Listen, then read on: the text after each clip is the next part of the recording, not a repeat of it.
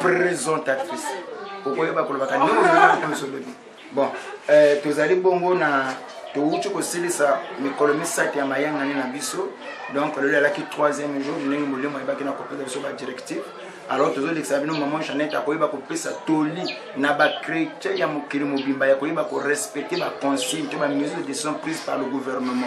Donc aux ali maman, aux ali elenge yoka ngoba bengi monoko la bouche de vieillard. Aux ali maman Jeannette ana makamboli ana toli ya kopesa na bino.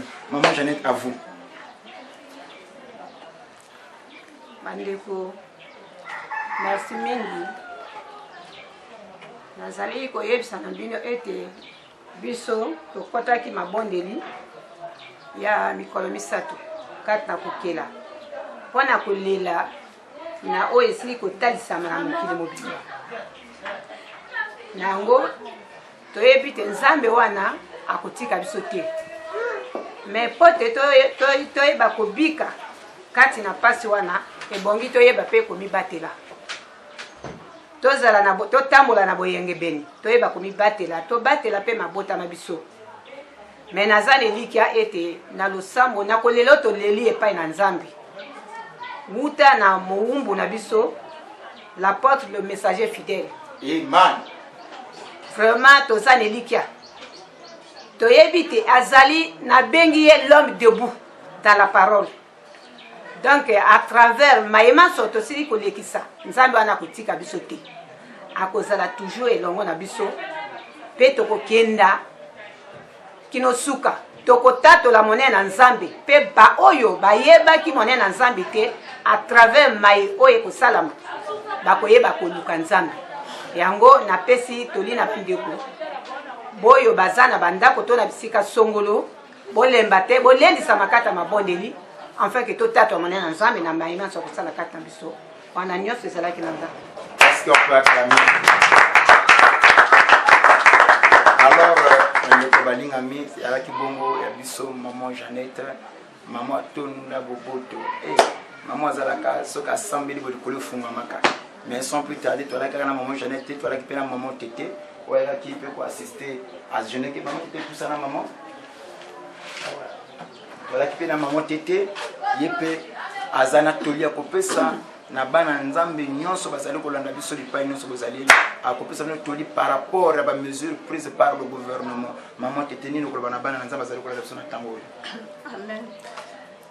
Awa na telemi tozalaki na mwa prière na 4 na 3 jours ya kokela bile ezali te tisoki balobi tosambela te tovandi bandimba kokovanda te soko ningisa likolo mpona nzambe akota biso pa yango wana tozali koloba boye na mokili mobimba mpe na bandeko na biso na kasi na ekolo Congo balobi toute autorité vient de Dieu bakotosa mibeko oyo bakonzi ya mboka bazali kopesa ni kaka na mibeko wana kosala eti biso tozala epanye na kati na maladie oyo tomona ngo lokwa kusakana te tozomona na batele na mikila baninga ndenge oyo vraiment bazomona pasi bato bazokufa me na kati na biso ezala bongo te me mpona kobika ngo tozobika na makambo mibale ya liboso losambo nde nzambe liboso ya mibale totosa mibeko oyo bazali kopesa na kati na biso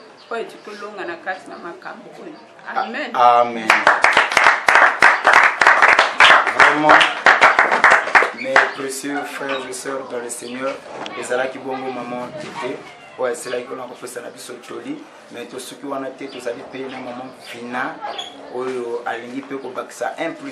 C'est-à-dire que tu as vu que paiement, et nous avons dit que non, tu as vu que prière il y a 3 jours ici, et nous avons dit que non, nous avons continué comme ça, la bonne délit, la prière, comme ça, la prière en famille, mais dans l'ensemble, nous avons béni lamentation, il y a jeune, il y a 3 jours pour prier, pour la colo, il y a aussi l'élo. Mais la bonne délit, il y a koba. Maman vina, ni no koloba na libota na nzambe, vous allez koyo kabiso, parce que vous allez kolanda na tango oyo, koloba na bangoni. Merci papa pour la parole. Na kolobana peuple de Dieu. Tout d'abord, batosa ono, bas autorités balobi, batiango en pratique.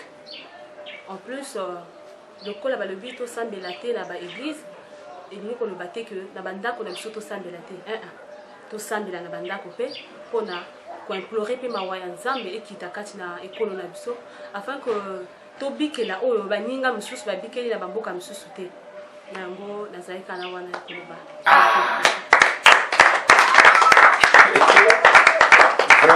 vraiment awa ya ko beba yala kibongo mo vina mais to kosuka pe na yite to kosuka pe na yite o bande ko ba utu ko jeune ba boma ke nzoto pendant 3 jours ba prier pour la nation mobimba pour la 5 continents ma wana nzambe ekita parce que ma comme le dit que si mon peuple sur qui mon nom est invoqué s'humilie yango monto se humilier pendant les 3 jours to komi bunzala ya ko senga kama nzambe limbisa ba nation limbisa bikolo na mabeto salaki mais to kosuka pe wana te ya na mutu moko ana loba muso ko bakisa na komba maman Miguel itanga sali ko puyaka akoloba na ba chrétien o bazaka kino lokola ba sepela kana ba pose et pas na molimo pose za te ba to je ne sais lelo mais ba prière za banda ko sali ko koba maman Miguel tamba sali ko loso mitile mila kite mama mezo kendeti aba kanga so donc wana ya libo biso maman Miguel merci to komisi nzambe lolenge to lekisi 3 jours na biso oyo na kati ya kokela eleka nango bien na tina mboka mobimba tina ekolo mobimba mawana nzambe to leli mawana nzambe esopana na mboka mobimba oyo fléau oyo esili kokota toza kosenga na ba chrétien na ba chrétienne bo batami na bandako balobi ke non bakangi bes église po tosambela te bokoki kotika losambo te na bandako to continuer kaka to koba kaka na kobondela enfin que fléau oyo ekota na mboka na biso te nana mingi ya koloba te na yiki kaka na losambo. Alors yaliwa biso abenga kaye mwana soka libote soka lobi makambo edukole funga maka mwa danse ya kanani tango azali kopusana azape na mwa message akopesa na la jeunesse nous on la jeunesse chrétienne tout dans l'ensemble. Et c'est quelqu'un qui a parlé au nom de la jeunesse. Azali pe elenge lokola yum tozali kolanda. Mais toli akopesa chango na misala pokola parce ko kopambola bino. Dans ça toli no kopesa na ba jeunesse nyonso azali kolanda biso. Na pisi mbote na ba nyonso bazali kolanda biso. Conseil eza kaka moko ya kopesa na la jeunesse. C'est pas que parce qu'on a eu un moment de repos, au moins au bapesi biso, et ça par rapport à la décision à l'autorité, et ça te prend à toi que nous ça la tourisme ou bien tout se patater de part et d'autre. Normalement, et là, il y a mieux à ça, c'est d'éviter parce que l'homme prudent aussi voit le mal de loin et se cache. Donc, et ça, c'est ma bonne de l'imoto pour battre la cacaille. Mais il y a mon copain qui a précaution, comme il battre là. Pour éviter la sortie et à n'importe comment, à n'importe quelle heure, prière, c'est le seul conseil que moi je peux conseiller aux jeunes.